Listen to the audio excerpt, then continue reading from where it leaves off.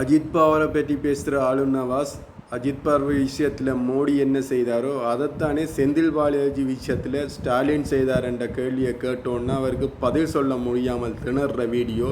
அந்த வீடியோவை பாருங்கள். சட்டம் எல்லாருக்கும் ஒன்று தானே. ஊழலை ஒழிக்கிறது தானே சட்டங்கிறீங்க.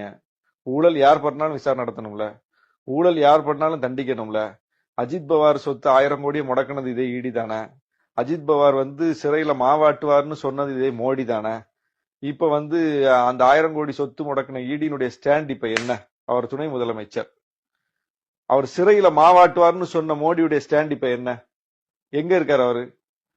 அப்போ நீதான் 1000 கோடியை முடக்கிட்டு நீ தான் சொன்ன, நாங்க கேட்கல, நாங்க சொல்லல, எங்களுக்கு தெரியாது அஜித் பவார் என்ன பண்ணாருன்னு.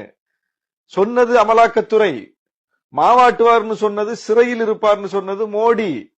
அஜித் பவார் இப்ப உன் கூட இருக்காரு. அப்ப நீ ஈடியை பயன்படுத்தி 1000 கோடி சொத்தை முடக்கினது உன் கூட சேர்த்துக்கிறதுக்கு தானா? அந்த கட்சியை பிளக்கிறதுக்கு தானா தேசியவாத காங்கிரஸ? அப்படிங்கிற கேள்வி இப்ப வந்துருது இல்ல.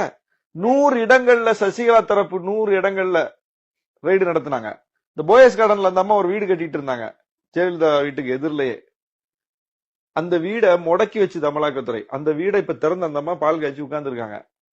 என்ன நடந்துச்சு இடையில? ஏதாவது தெளிவு இருக்கா உங்களுக்கு? ஆனா இதை ஒப்பிட்டு பாக்குறோம் அப்படின்னு சொல்றதுக்காக நான் சொல்ல வரல. இங்க கூட செந்தில் பாலாஜி அவர்களை பேசும்போது ஸ்டாலின் அவர்கள் இப்படி சொன்னார் இல்லையா, திமுக இருக்கும்போது. ஆமாங்க, செந்தில் பாலாஜி எப்படிப்பட்ட ஆளு, நாங்க ஆட்சிக்கு வந்தோன்னு என்ன பண்ணுவோம். அதற்கு பிறகு செந்தில் பாலாஜி திமுகவுல இணைஞ்சார்ல. அப்ப கட்சிகள் இப்படிதான் பண்றாங்களா?